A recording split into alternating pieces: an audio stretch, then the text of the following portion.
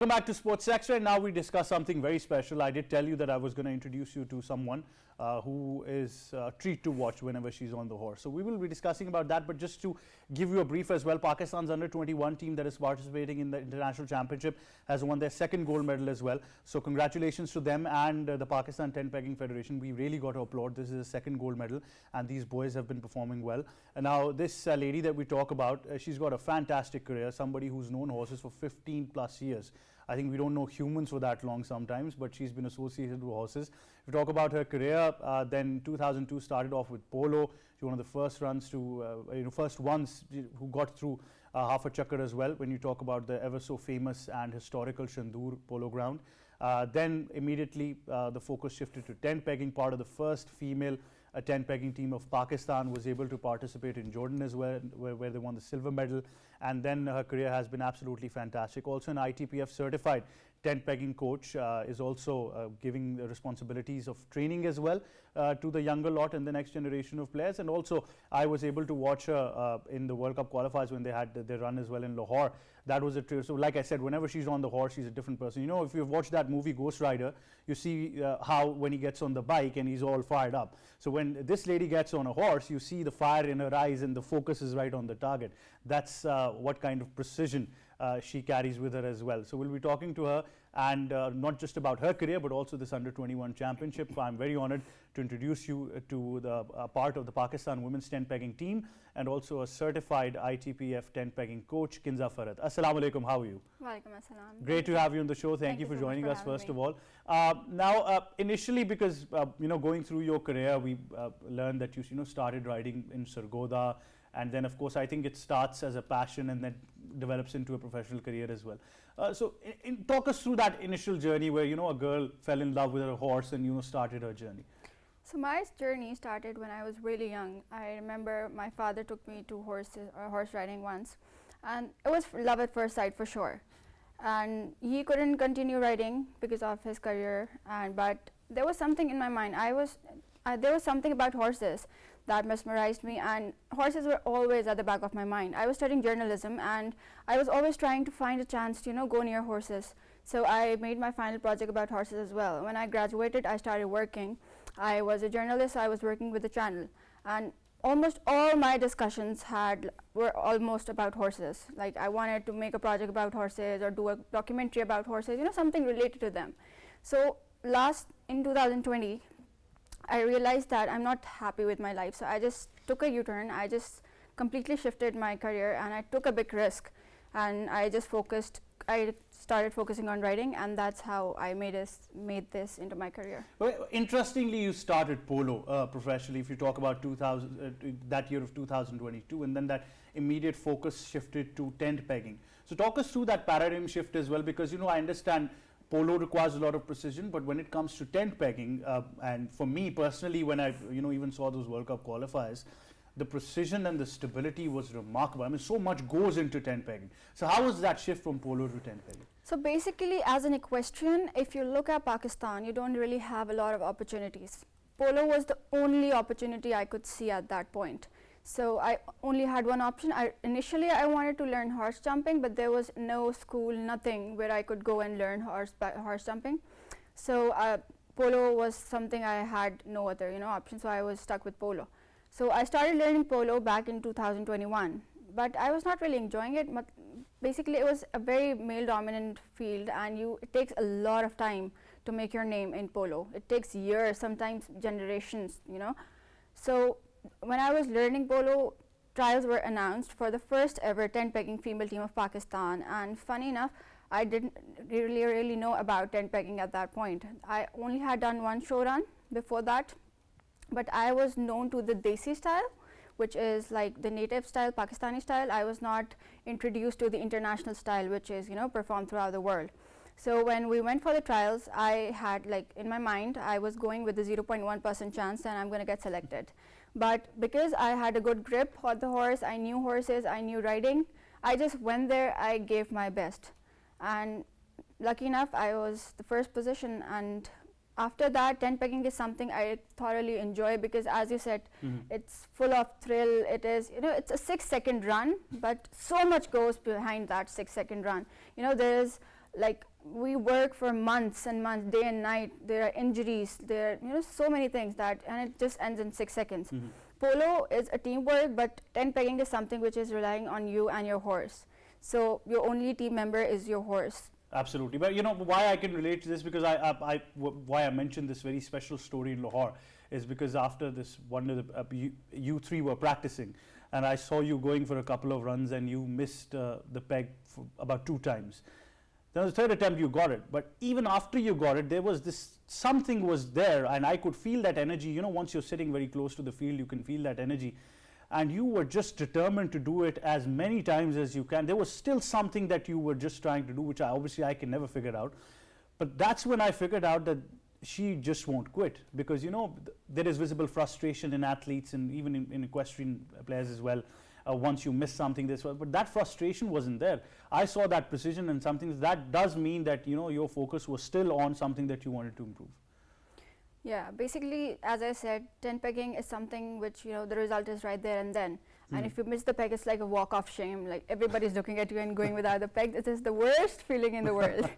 Well, what was the general reaction once you qualified for that? Because that would be very interesting. Unfortunately, we live in a stereotypical society surrounded by taboos. So what was that initial reaction from fraternity? And you also mentioned at places that your father's been a great support to you. So that's, I think, remarkable that a young daughter had so much support from her father. So my story, it goes back to, I think, it took me 7 years to convince my father. He always supported me, but he was also skeptical about it because there was nothing I could do as an equestrian.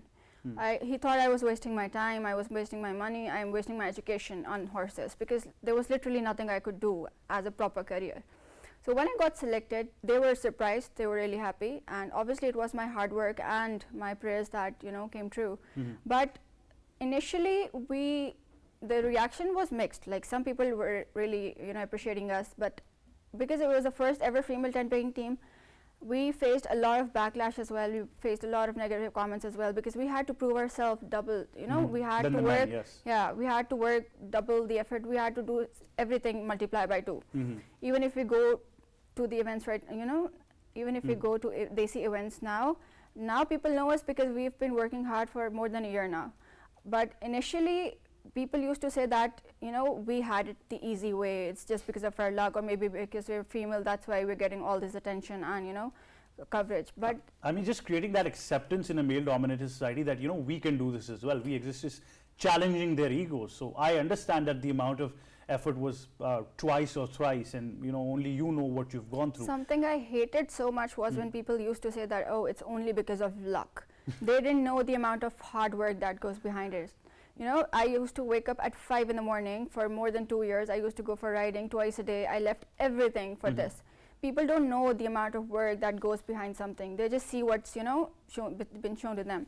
So it's really frustrating when someone comes up to you and says that, oh, it's just because of luck. Well, you should always have them try their luck on a horse, and I'm sure that they'll be able to figure it out in probably 1.5 seconds. So I understand where people come, and I think it's very disappointing. But then that journey, once you go to the international circuit, because obviously we talk about these 2 different styles that we will come and discuss in just a bit.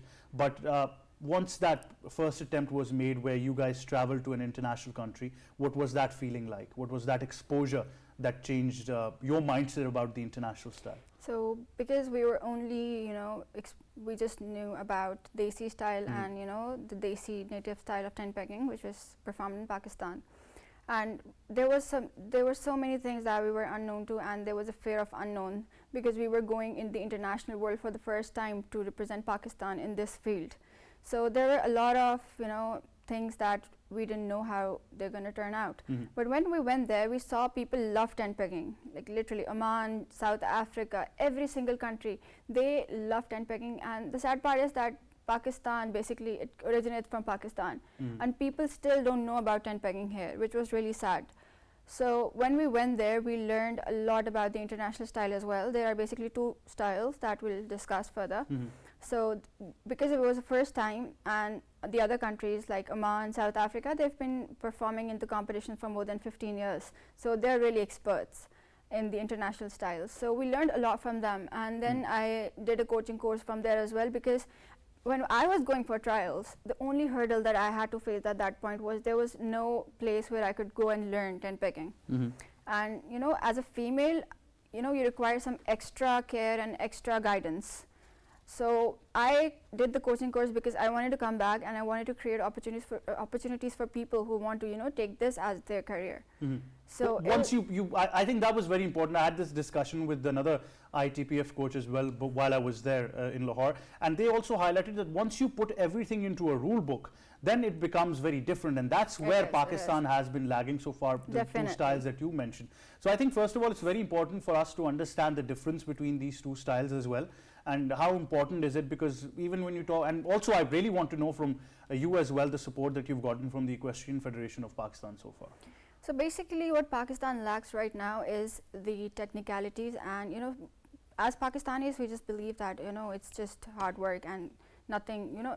Basically South Africa, they are the world champions right now, and their best part is their technique. They do everything very calculated. Everything is calculated in their books. You know, they have 8 steps, and every second is something that they just, you know everything about it, all the techniques and everything. Whereas Pakistani, every player has their own style. They follow what suits them. So every run has different steps. Yeah, exactly. Yes. So sometimes it doesn't pay off. You have to, you know, follow something which is in the books. So that is something we lack.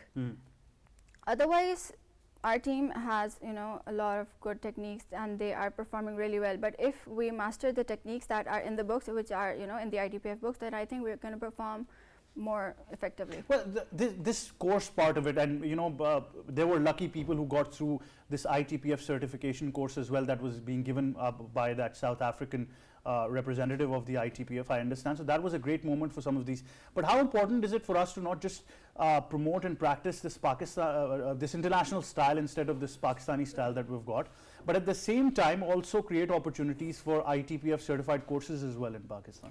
Definitely. It's basically, tent pegging has just started in Pakistan, and there's a long way to go. ITPF we basically hosted our first international tournament, which was the World Cup qualifiers back in February, which was a big opportunity for all the players in Pakistan. And because tent pegging is something that is owned by our people, and they take it very seriously, and that's why maybe they're having a hard time to accept that there is an international style that's been practiced in the world.